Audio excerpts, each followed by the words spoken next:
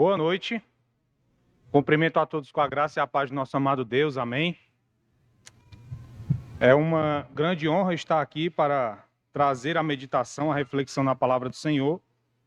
E eu sempre costumo pensar em algumas formas de abordagem introdutória para procurar levar os irmãos para dentro do assunto. E enquanto eu estava meditando, eu gosto muito de lembrar algumas passagens da vida, né?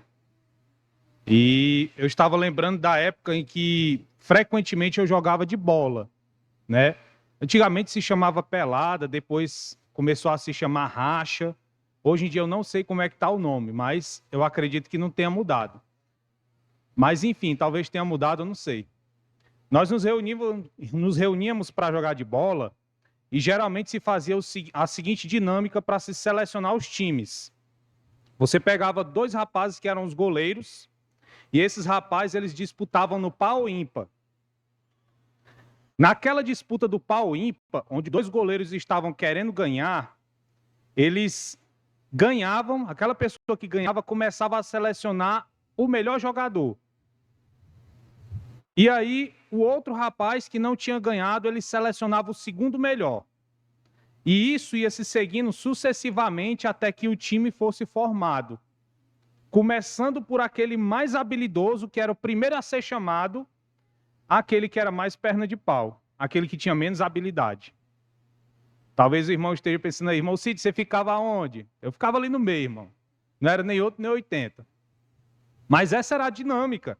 O sentido lógico, irmãos, da formação daquele time era para ganhar, para obter a vitória. Às vezes tinha em jogo, eu não sei se os irmãos pegaram esse tempo, medalhas. A gente comprava medalhas e ficava disputando ali para ver quem ia ganhar aquela medalha. Então todo mundo queria ganhar.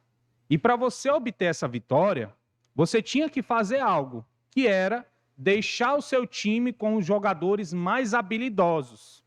Fazer com que o seu time ganhasse dependia disso.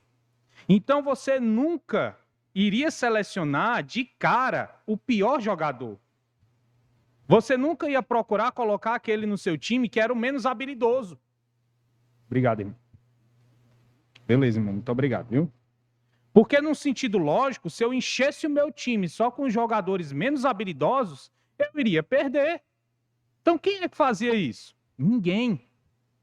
O sentido lógico era encher o meu time com jogadores mais habilidosos. E quando eu refletia nisso, eu me lembrei de uma passagem bíblica, vivenciada pelo profeta Samuel. Nós sabemos aqui que o rei Saul foi um rei fracassado, que desobedeceu às orientações e às ordens do Senhor. E na sua desobediência, ele foi rejeitado. E de repente Deus diz que vai ungir um novo rei para o seu povo. E envia o profeta na casa de Jessé.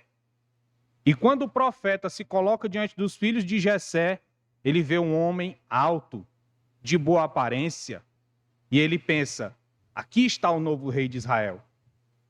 Ele estava de frente de Eliabe. Só que aquele homem não era o escolhido de Deus. E Deus diz para o seu profeta, olha, não é esse, eu o rejeitei. O que eu escolhi foi o caçula.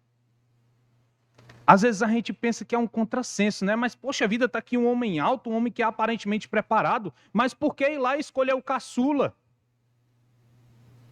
Por que alguém montaria um time de futebol com os mais fracos? Por que alguém seguiria isso, que é algo que nós não enxergamos lógica? Por que alguém faria isso, irmãos? Chega a ser um contrassenso? Eu olhar Eliabe, que era o cara que era o mais velho, que aparentemente era o mais preparado, e ir lá e ungir o mais novo. Eu vou montar um time de futebol, monto só com os mais fracos. Que lógica tem aí, irmãos? Hoje, irmãos, eu quero meditar com você, analisando a passagem que nós separamos hoje. Essas características no cristianismo.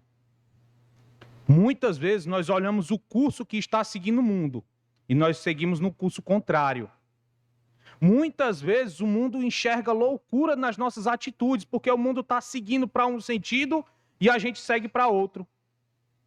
O mundo está caminhando para a esquerda e a gente está caminhando para a direita. E eles dizem, rapaz, esses crentes são doidos. Esses crentes não têm juízo na cabeça, não. E eu quero olhar para o texto de hoje e procurar enxergar um pouco disso e trazer alguns ensinamentos para as nossas vidas, irmãos. E para isso, eu quero que você abra na primeira carta de Paulo aos Coríntios, no capítulo 1. Vamos ler a partir do verso 17, vamos fazer uma leitura participativa, até o capítulo 2. Por isso eu vou contar com a ajuda dos irmãos, versículo 5. Uma leitura longa, por isso vamos ler de 2 em 2 versículos. Eu vou ler os dois iniciais, capítulo 1, verso 17, vou ler o 17 e o 18. E quem sentir desejo pode ir lendo de 2 em 2 até o capítulo 2, versículo 5, certo? Primeira carta de Paulo aos Coríntios, capítulo 1, verso 17, até o capítulo 2, verso 5. Esperar todos acharem.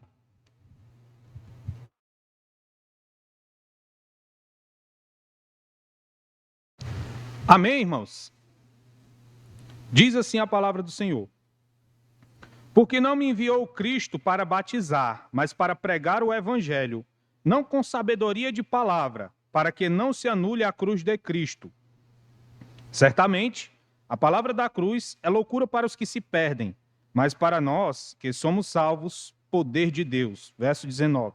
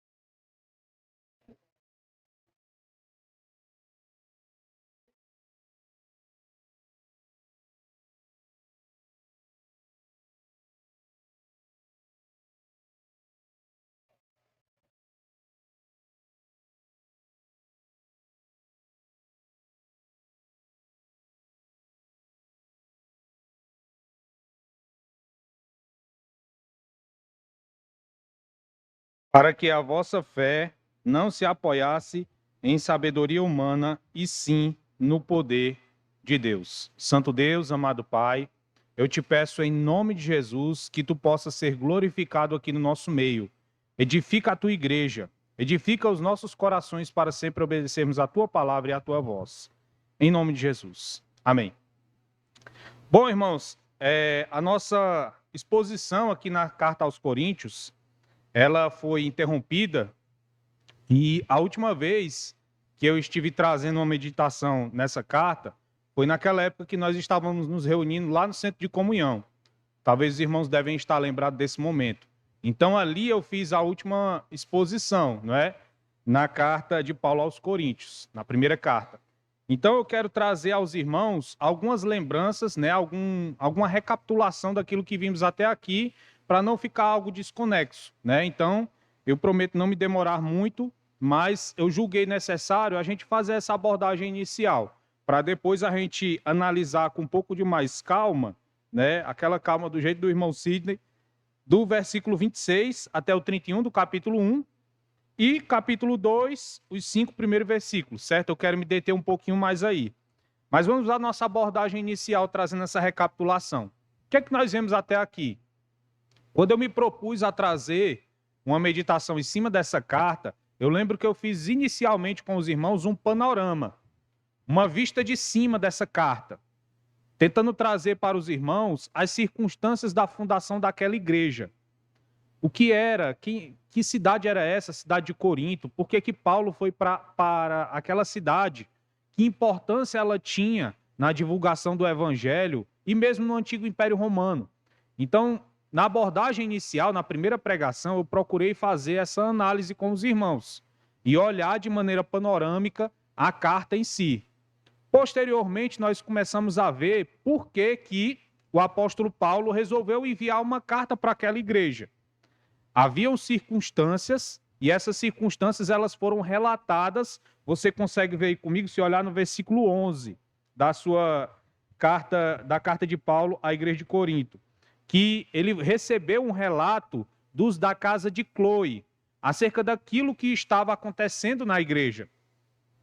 Infelizmente, esse relato ele não era muito positivo. Haviam vários problemas ocorrendo na igreja de Corinto.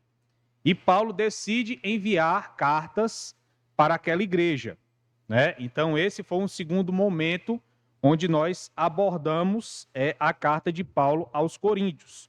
Num outro momento, em uma outra ocasião, nós começamos a entrar no corpo da carta e analisar nos versículos iniciais o contato primário do apóstolo Paulo com aquela igreja.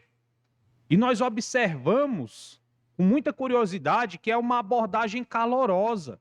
O apóstolo Paulo começa a falar com grande entusiasmo com aqueles irmãos. Ele vai saudá-los e fazer ações de graças de maneira muito calorosa, louvando a Deus e agradecendo ao Senhor pela conversão daqueles amados irmãos que um dia haveremos de encontrar no céu. E Paulo está ali calorosamente abordando aquelas pessoas.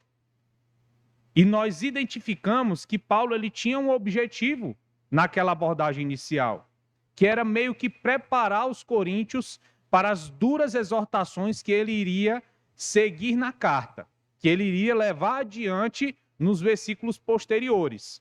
E nós começamos a ver, nós vimos isso do versículo 1 ao versículo 9, essa abordagem inicial mais calorosa, agradecendo a Deus pela conversão dos coríntios. E aí, quando a gente chega no versículo 10 até o versículo 17, nós vamos ver o apóstolo Paulo tratando o primeiro problema que ele vai argumentar com aquela igreja. E que problema é esse, os irmãos lembram? As divisões.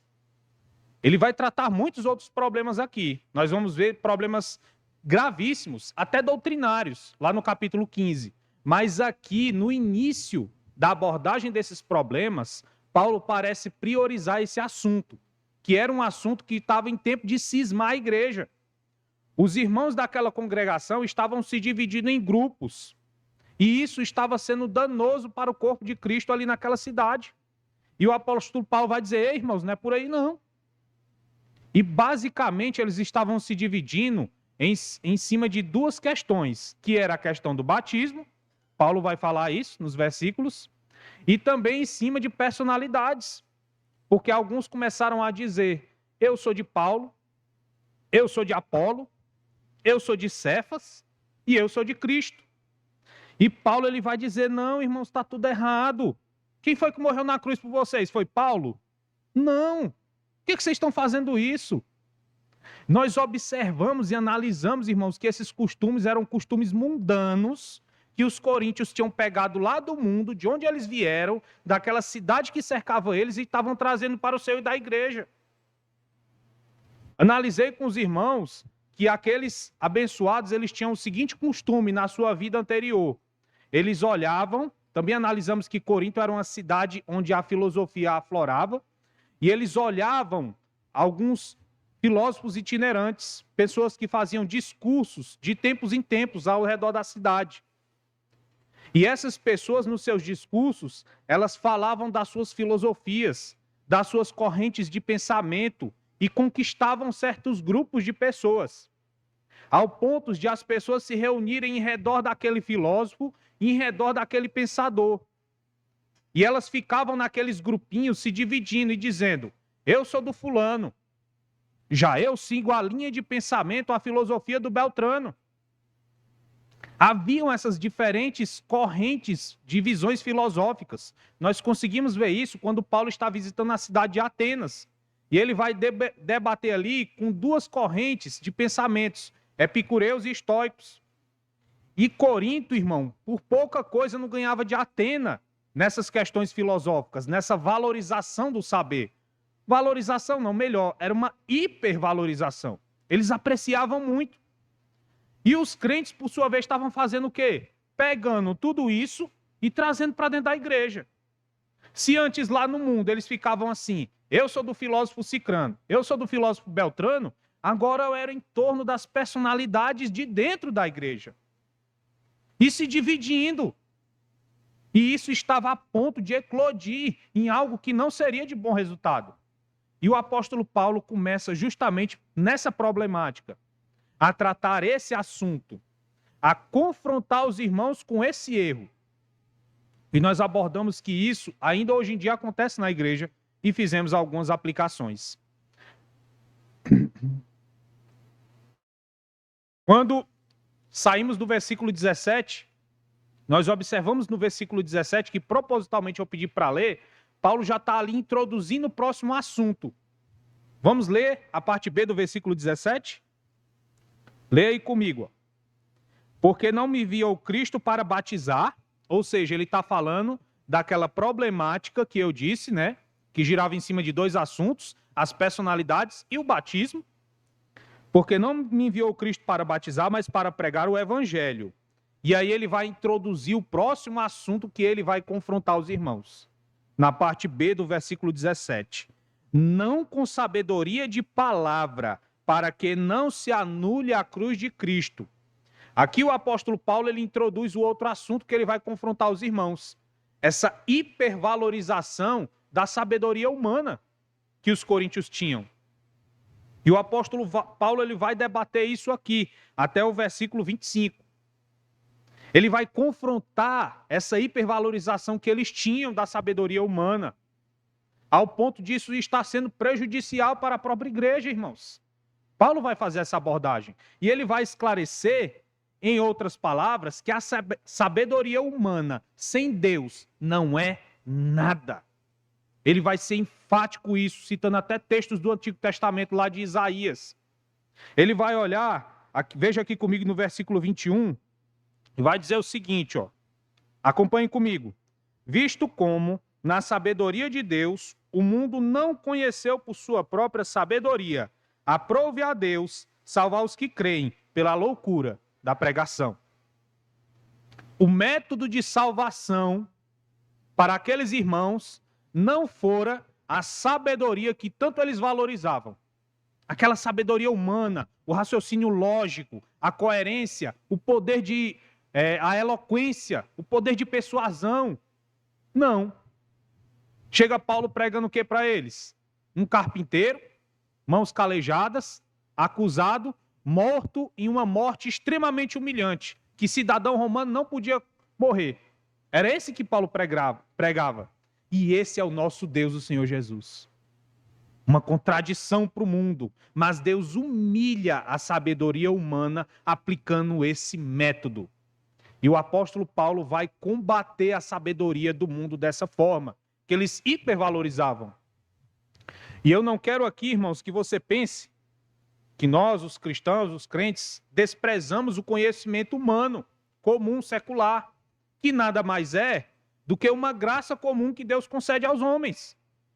Nós valorizamos, quando há coerência bíblica, em você apreciar uma bela obra de arte, em você se beneficiar dos estudos da matemática, em você se beneficiar dos avanços da medicina. Se você olhar ao nosso redor, o progresso científico promoveu estarmos aqui.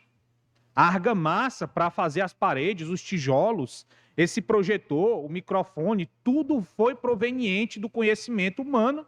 Mas esse conhecimento humano é dado por Deus e nós não desprezamos isso. Mas entendemos pela palavra de Deus que esse conhecimento humano não é suficiente para salvar. E os irmãos lá daquela igreja estavam hipervalorizando isso, a ponto de prejudicar a própria igreja, o seu crescimento, o seu relacionamento. E nós entendemos que esse conhecimento humano, sem Deus, não é nada. E eu quero pedir aos irmãos licença para recordar as aplicações dessa ocasião, que eu julguei muito pertinente, irmãos. Porque eu me deparei com algumas pessoas seduzidas com esse conhecimento secular, que, volto a repetir, há proveito, mas nós devemos ter cuidado até onde é proveitoso. Naquela ocasião, eu fui para a área da filosofia, mencionar alguns pensadores, que hoje o mundo se encanta com esses pensadores, e até no meio da igreja há pessoas que se encantam demasiadamente. O que eu não quero dizer é que haja algum proveito. Mas nós devemos ter cuidado do que essas pessoas nos propõem. Quem são essas pessoas? E eu abordei aqui alguns nomes, para que os jovens tivessem cuidado com o que eles estão estudando, cuidado com o que eles estão dando demasiada valorização. E entender aquilo que um filósofo cristão disse: Cristo é a verdadeira filosofia. Todas as especulações, todas as investigações, todo o raciocínio lógico resume-se nisso. Esse é o sentido primário, Cristo. Não existe um outro sentido político, não existe um outro sentido metafísico. É Cristo que é o sentido da vida. O homem se faz essa pergunta há muito tempo, porque esqueceu Deus. Mas nós, pela graça de Deus, aquele carpinteiro na cruz, fomos alcançados pela infinita sabedoria. E que filósofos eram esses, irmão Sidney? Eu citei aqui uma moça, uma senhora já, chamada Scarlett Martin. Essa senhora, ela é especialista em um filósofo específico, chamado Friedrich Nietzsche. Nietzsche, por sua vez, vejam só, foi um cara afastado do cristianismo. Ele era criado de uma família tradicionalmente cristã, mas num dado momento, na sua criação, ele se rebela e vai viver no mundo. E Nietzsche, ele vai confrontar o cristianismo, ele vai atacar o cristianismo durante a sua vida e vai fazer indagações perniciosas. Era uma mente brilhante, mas indagações que chegam a ser loucas, porque ele não enxergava com as lentes do evangelho. Ele era alguém perdido, tão perdido que morre literalmente louco. Os últimos anos da vida daquele homem foi afogado na loucura, cuidado pela sua mãe e depois pela sua irmã, porque não conseguiu contrair núpcias. Louco, literalmente louco. Alguns acreditam que devido à sífilis que ele tinha contraído. E é esse Nietzsche que inspira essa moça que eu falei, a Scarlett Martin. Olha só a que ponto essas pessoas chegam, irmãos.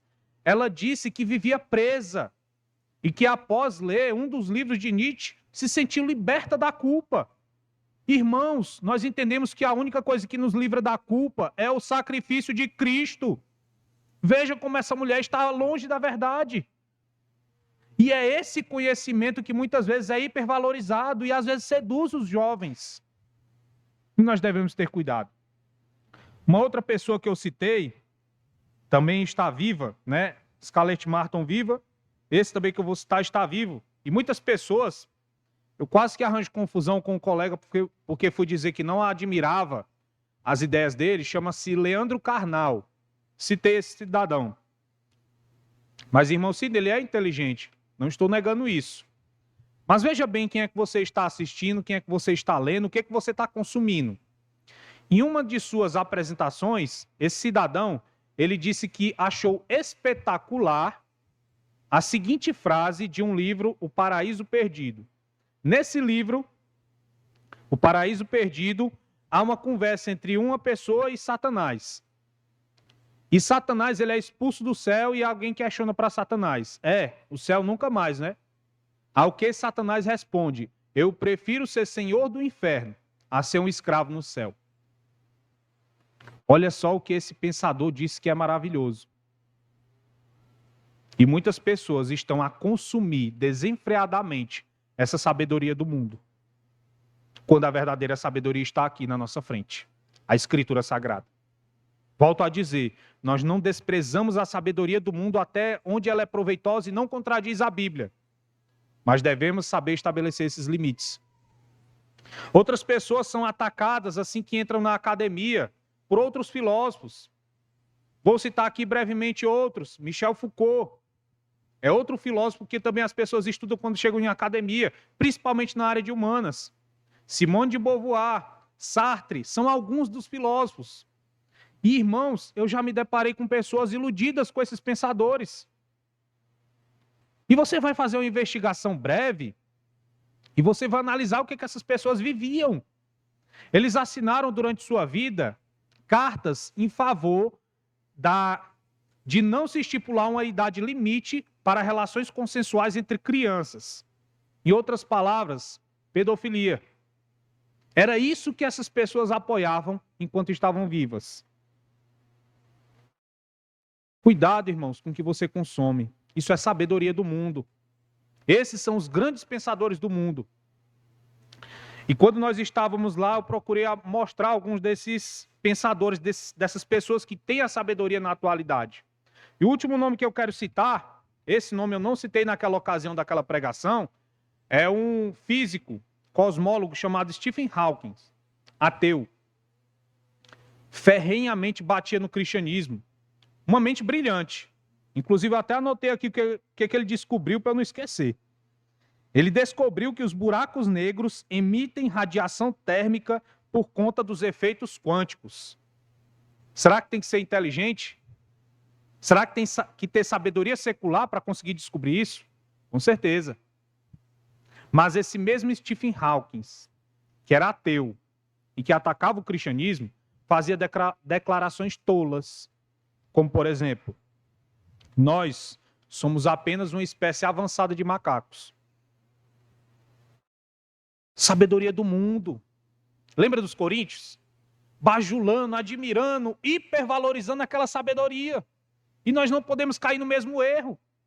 Entendemos que há um limite onde a sabedoria humana é proveitosa. Entendemos também que essa sabedoria vem de Deus, mas esse limite, ele deve ser estipulado. E a partir daí, ficamos com a Escritura. É aqui onde eu encontro a verdadeira sabedoria. É aqui onde eu encontro o verdadeiro sentido da vida. É aqui onde eu encontro salvação. E não em nenhum outro lugar que esses sábios podem me direcionar. Que esses sábios podem me levar. Eles não levam a lugar nenhum. Onde é que estão todos eles agora, irmãos? Se não receberam a Cristo como Salvador, estão no inferno. De que serviu tanta sabedoria assim? De que serviu tanta aprendizagem secular? Entenda, olha só essa declaração desse cara sábio. Eles seduzem muitas pessoas assim. Eles dizem uma coisa tola. Poxa, mas quem disse foi o grande fulano, o grande cicrano. Entenda, irmãos, que uma coisa tola ainda será algo tolo, mesmo dito por alguém inteligente. E essa abordagem inicial nós fizemos quando analisamos esses versículos, 18 ao 25. Mas hoje, irmãos, eu quero dar uma olhada, um pouco longo nesse resumo do irmão Sidney, mas hoje eu quero olhar aqui para os versículos 26 ao 31 e do capítulo 2, os 5 primeiros versículos, ok? Para nós continuarmos, eu vou pedir aqui o irmão Cleciano para reler, por gentileza, versículo 26 ao 31, por favor, irmão.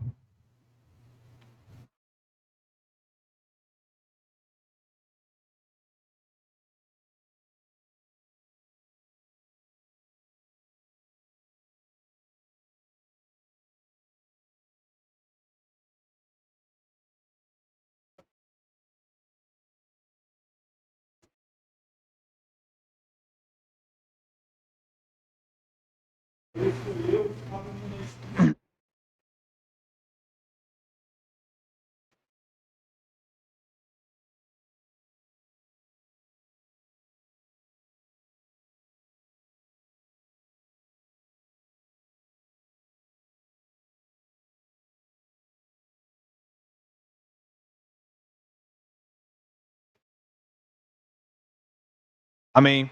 Louvado seja o nome do Senhor. O apóstolo Paulo, ele vai dar continuidade ao assunto principal. Ele vai estar tratando o que aqui? Aquela divisão. E aquela divisão tinha algumas características.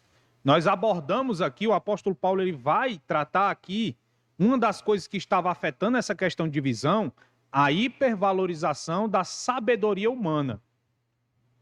Nesses versículos anteriores, que até me alonguei um pouco aqui, do verso 18 até o verso 25, o apóstolo Paulo vai, entre outras palavras, humilhar a sabedoria humana e nos explicar que Deus ele salva pela loucura da pregação. Ele vai passar isso para os crentes daquela época. E ele vai fazer isso e se deter até o versículo 25, quando ele dá uma parada e ele pede para os irmãos daquela congregação olharem para si mesmos. Olhar para a composição da membresia. Irmãos, olhem para vocês mesmos. O apóstolo Paulo está ali confrontando a hipervalorização da sabedoria humana, mas de repente ele para e pede para a igreja de Corinto olhar a sua membresia, olhar a composição. E ele vai dizer: não foram chamados muitos sábios segundo a carne, nem muitos poderosos, nem muitos de nobre nascimento. O sábio, dado o que nós vimos até aqui, é certo de se identificar. Paulo está falando daquela hipervalorização que tanto mencionei. Então, a composição da igreja de Corinto, os irmãos deveriam olhar, não era em sua maioria de pessoas exaltadas, de grandes sábios, de grandes intelectuais, de homens notórios pelo seu saber.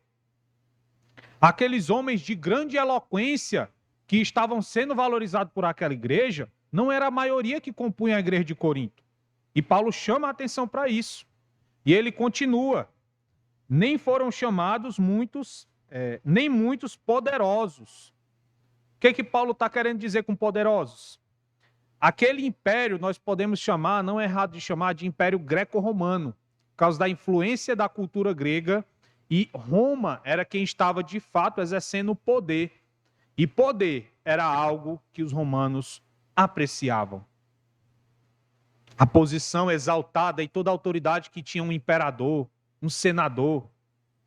Isso era valorizado pelo povo romano.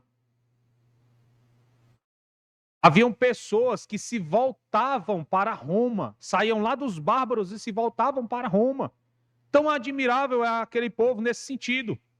O exército romano era uma máquina poderosíssima de conquista e de derrota dos povos inimigos. E ali havia uma valorização daquele poder. Era algo tão notório, era um exército tão disciplinado e tão eficaz nas suas batalhas e conquistas que até hoje alguns métodos daquele exército são copiados pelos exércitos do mundo afora. Então a valorização de poder, olhava para dentro da igreja? Tinha. Está lá, cheio de gente poderosa. Não. E aí Paulo termina o versículo 25. Nem muitos de nobre nascimento, famílias tradicionais e ricas, tinha dentro da igreja de Corinto, a massa da congregação era composta assim? Não. Quem era que compunha aquela igreja? Eu vi um comentarista e ele falou: irmão, eram carpinteiros, pescadores, pequenos comerciantes, artesãos, pequenos lavradores, viúvas, pessoas pobres, sem nobre nascimento, nada de notoriedade, órfãos. Essa era a composição, a maior parte da composição da igreja de Corinto. A maior parte. Eram essas pessoas que para o mundo lá fora não tinha significância, não tinha destaque. Haviam exceções? Haviam. Como, por exemplo, Erasto. Erasto não vai aparecer aqui no texto, mas ele vai aparecer em outra epístola de Paulo, aos Romanos, capítulo 16, versículo 23. Tesoureiro da cidade que hospedou o apóstolo e possivelmente, pela posição que ocupava, era alguém abastado. Haviam outros nomes possíveis, mas são possibilidades que a gente não pode concluir com toda certeza. Mas haviam algumas exceções dentro da membresia da igreja de Corinto, de pessoas abastadas, mas essa não era a maioria.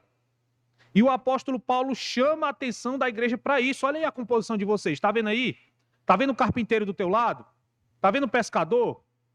Está vendo ali, ó, o órfão, a viúva? Essa é a composição da igreja. Esses são os que formam a igreja. E por que Paulo vai usar esse argumento, irmãos? Porque ele está querendo demonstrar que foi esses que Deus escolheu chamar. Esses que Deus aprove chamar.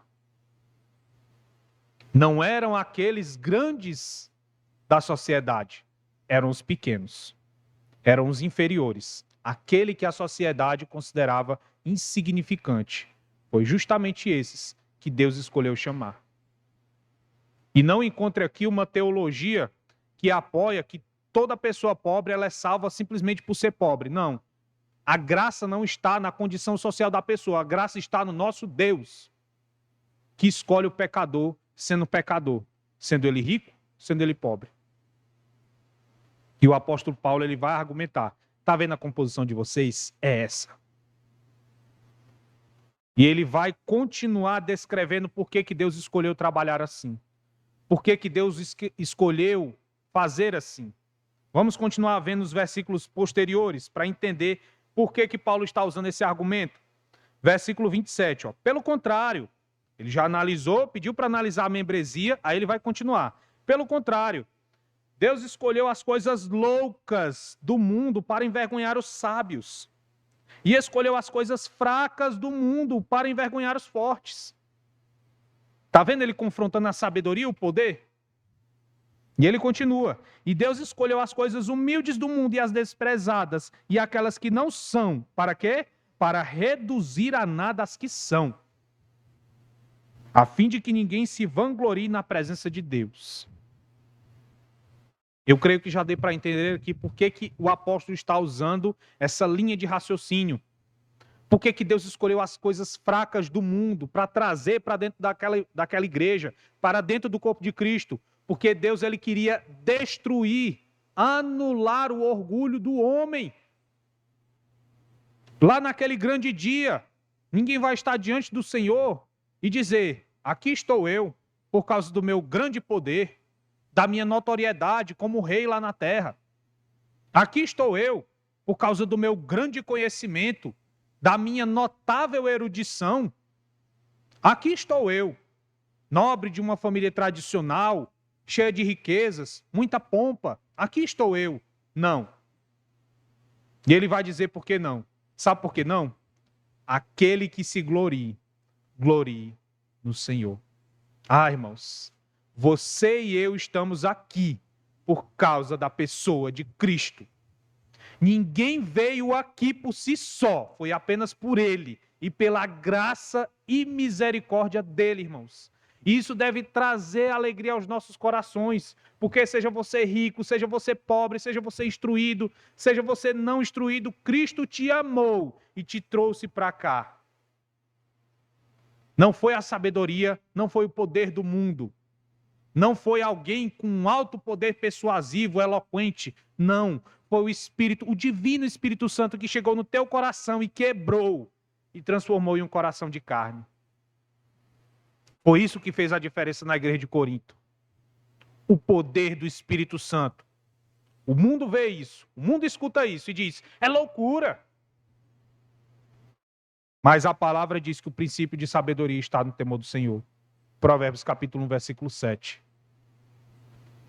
Não adianta você ir atrás de... Não, eu vou vasculhar a sabedoria de todos os filósofos, Schopenhauer, Nietzsche, Foucault. Eu vou investigar esses caras, Platão, Aristóteles, irmãos. Ali você vai achar algumas fagulhas da graça de Deus, de raciocínio lógico. Mas a verdadeira sabedoria está aqui, está no Evangelho.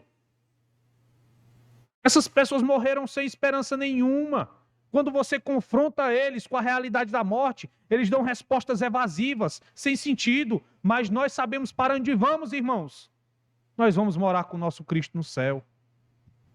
É aqui que está a verdadeira sabedoria. E Paulo está olhando para aquela igreja, pedindo para olhar para a membresia e traçar um raciocínio, para que eles entendessem que aquela sabedoria do mundo, eles tinham que ter cuidado com isso. E o que eu aprendo aqui, irmãos? Os irmãos estavam sendo tentados a hipervalorizar a sabedoria, estavam sendo tentados a hipervalorizar o poder, as coisas daquele século, e Paulo demonstra aquilo que Deus estava fazendo, algo na contramão do mundo, algo contrário ao que o mundo valorizava. Lembra daquela minha introdução? Quando eu falei que a gente às vezes não entende essa lógica divina, o mundo está seguindo para a direita e Deus segue para a esquerda. É justamente assim que Deus escolheu trabalhar. Nós vivemos na contramão do mundo, à medida que Deus em sua palavra nos orienta a fazer assim. Quer ver uma coisa? O mundo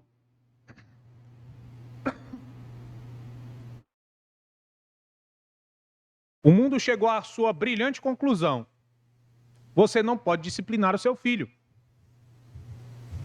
Olha a mão que o mundo está indo. Chegou a essa brilhante conclusão. Isso foi colocado até em lei. Mas o que eu encontro nas Escrituras? Se você ama seu filho, você tem que disciplinar, porque a malícia está ligada ao coração da criança. Está vendo a contramão?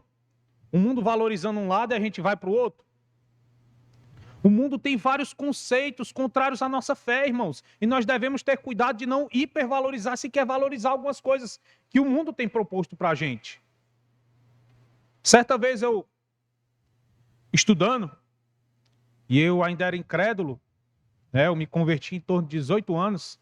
Eu tinha ali uns 16 anos, 17. Eu estava estudando e na minha classe tinha uma moça evangélica, creio que de Assembleia de Deus. E aquela moça, ela era buscada todos os dias pelo noivo dela. Ela devia ter a minha idade, 17, no máximo, 18 anos. E eu ficava pensando, que mulher maluca! 17 anos e já vai casar? Nossa, esse pessoal não tem juízo. Esse povo crente é tudo doido, quer casar tão cedo. Com 20 anos eu também fui confrontado. Isso é tudo de aliança, pronto para casar? Tão jovem, tão cedo. Sabe o que o mundo nos diz? Conquiste primeiro a sua independência financeira. Vá para casa, vá atrás de se formar, vá atrás de conquistar um grande patrimônio para só então entrar no casamento. Eu não estou dizendo aqui, irmãos, que é errado você conquistar um patrimônio. Nada disso. Mas o que eu estou querendo enfatizar é que há pessoas no nosso meio deixando de lado o casamento para ir conquistar todas as outras coisas que o mundo coloca como valorizada. E eu no princípio ali, quase que vacilava nessa história. Lembro-me quando eu era noivo da dona Alessandra, eu cheguei a absorver essa mentalidade. Rapaz, eu vou botar uma aliança na mão esquerda dessa morena aqui e eu tenho que garantir, eu tenho que arrumar um emprego bom, vou fazer um concurso, vou comprar uma casa, ter um carro, aí depois da gente juntar um dinheiro, a gente vai e casa. A Alessandra, eu era recém-convertida, a Alessandra criada na igreja, né? Eu contei essa história para ela, ela olhou para mim e disse assim, qual é o nome do Deus que tu serve? Tu vai esperar ter tudo isso para me pedir em casamento? Não, senhor. Crente namora para casar. Eu, sim, senhora. E a gente se organizou. Um mês de namoro. Meu filho, crente namora para casar, não é para brincar, não. E eu me organizei com elas e Deus abençoou o nosso casamento. O mundo estava dizendo, não, você é jovem. Irmãos, pessoas disseram para mim, olha o conceito do mundo. Olha a mão do mundo. Você é jovem, você tem a vida inteira pela frente. Isso não. Mas a mão de Deus é outra. Os conceitos divinos são sobreexaltados em cima da opinião do mundo. Nós não andamos na mão do mundo. Os coríntios estavam querendo se inclinar para lá. E Paulo diz, ei, olha aí para a membresia de vocês. Vocês estão valorizando aquilo que o mundo valoriza? Os sábios, os poderosos? Não. Olha quem foi que Deus chamou. Os humildes, os simples. O carpinteiro, o pescador, o pequeno lavrador, o artesão. Eu entendo, irmãos, que nós andamos na contramão do mundo. E que nós devemos ter cuidado com aquilo que valorizamos. Vou pedir agora a última vez, irmão, que eu lhe perto, pedir para o irmão Cleciano reler, nós fecharmos aqui, versos do 1 ao 5 do capítulo 2. Por gentileza, irmão, pode reler para a gente?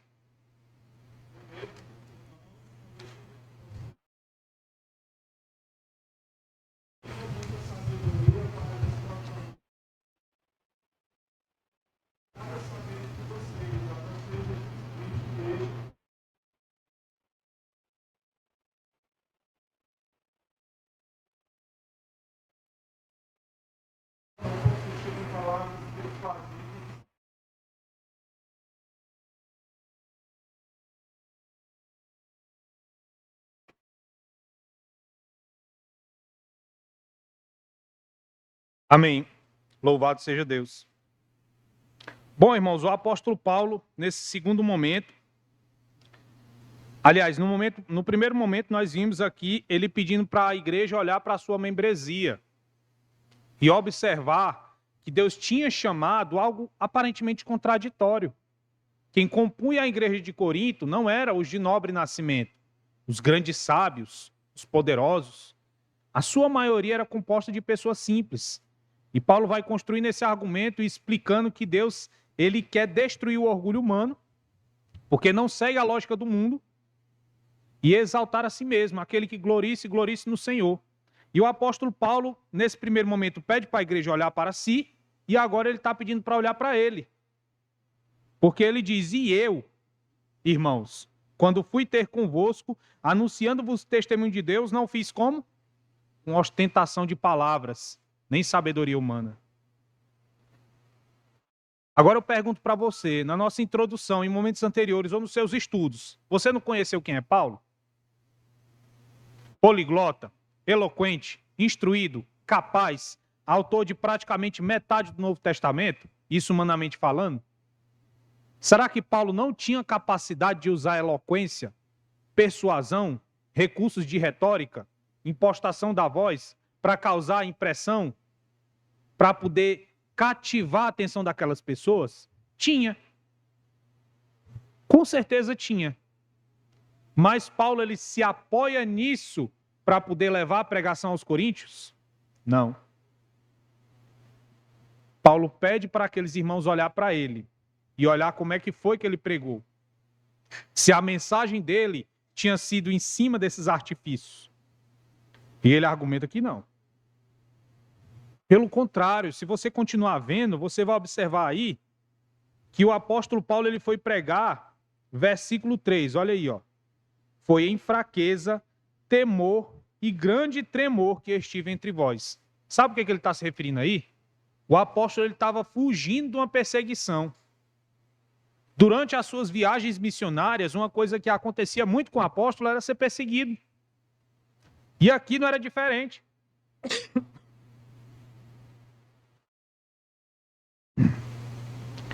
Ele tinha fugido de uma perseguição, passa por Atenas, depois desce para Corinto, com medo, aflito. Irmãos, durante as missões daquele servo de Deus, ele chegou a ser apedrejado, dado como morto. A situação era difícil.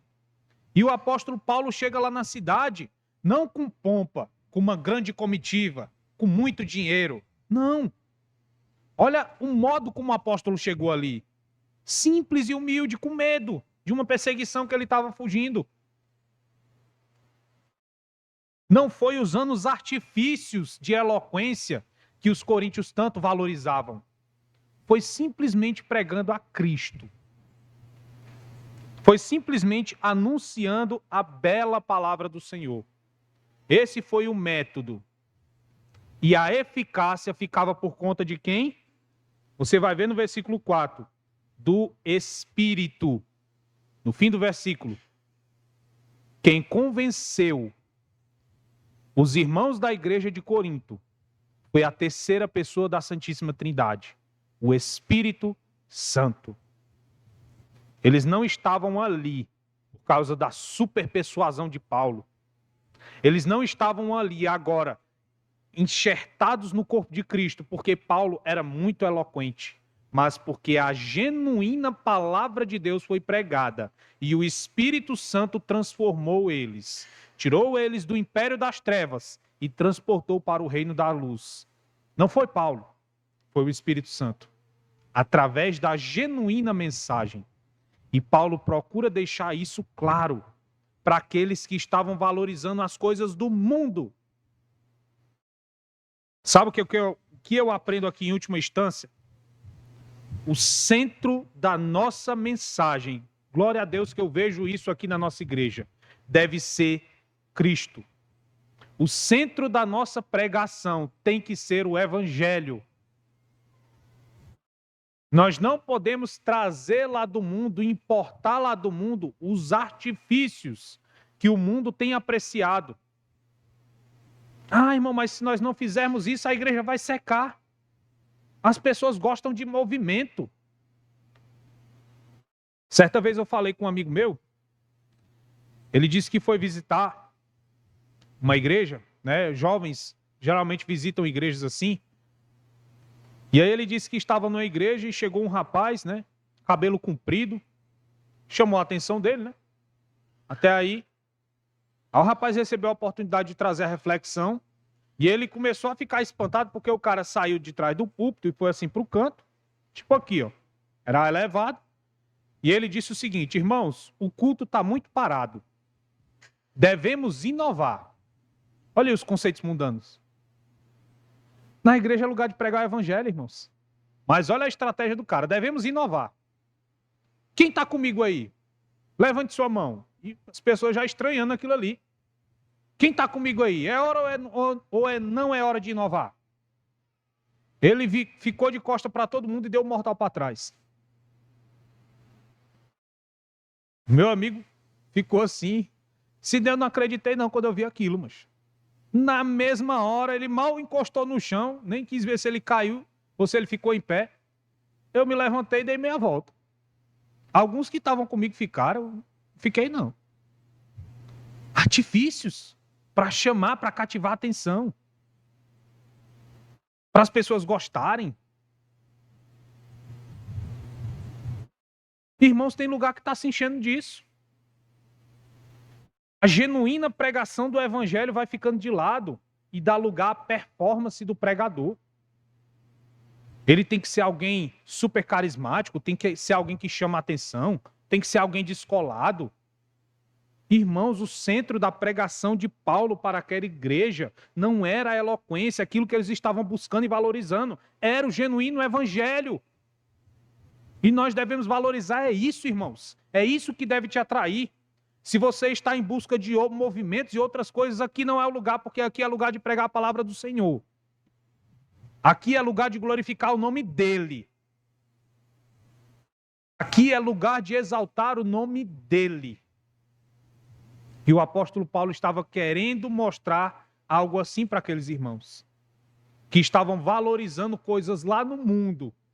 E ele pede para aqueles irmãos voltarem para o centro do discernimento e entender que tudo gira em torno de Cristo e da sua sagrada palavra, irmãos. Eu cortei aqui algumas coisas, mas a gente vê muito disso, irmãos, nas igrejas por aí afora. Artifícios, movimentos. Eu já visitei algumas igrejas, nem sempre fui daqui, né? E eu vi algumas coisas, irmãos, que eu fiquei estupefado. Jogo de luz.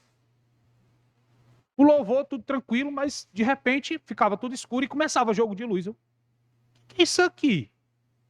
Aí começou a sair, eu vi assim, do lado as fumaças, ó. As fumaças se saindo. Olha aí, mano. Tudo para atrair, tudo para movimentar, é movimento. Pregação, 15 minutos. Chegou um irmão, eu chamo ele de irmão porque é um amigo muito próximo. Esse meu amigo chegou e disse: Sidney, eu estou indo para a igreja evangélica. Opa, cara, que coisa boa. Só que eu sempre fico com o pé atrás. Porque existem igrejas e igrejas, né? Aí fui procurando sondar. Cara, que igreja é essa?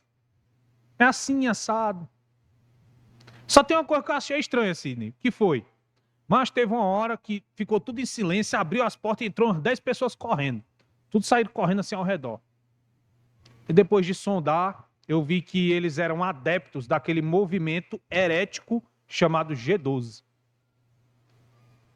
Movimentos, conceitos mundanos, irmãos, trazendo para dentro da igreja, para aumentar a membresia, aumentar a arrecadação. Não precisamos disso, irmão.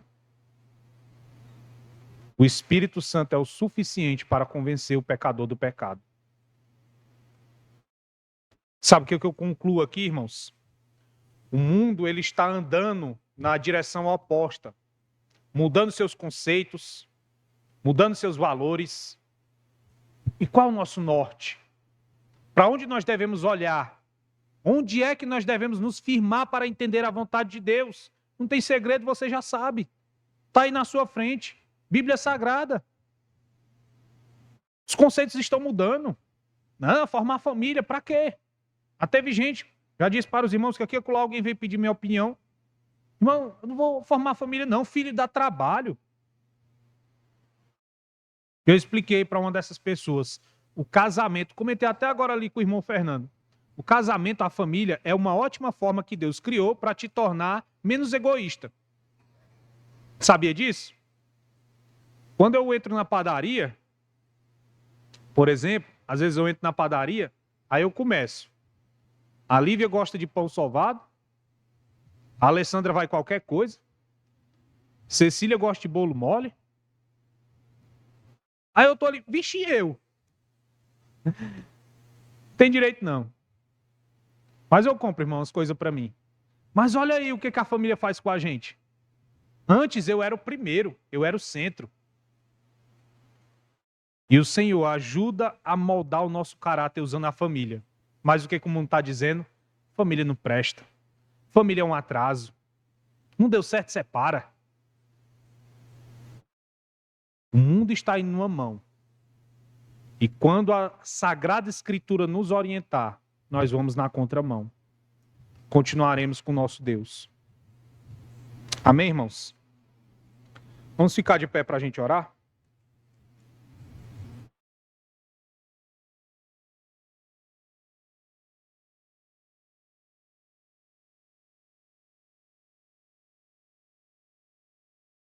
Vamos lembrar na oração para que Deus abençoe o irmão Willy, né? Sua esposa e seu filho estão enfermos. Deus possa abençoar o seu povo. Também lembro-me o irmão tem me pedido frequentemente, o irmão... Eu forço muito a garganta de graça. O microfone já faz o papel e eu fico forçando a garganta. Mas o irmão Milton, ele tem me pedido frequentemente por uma causa na justiça, né, que está a desenrolar.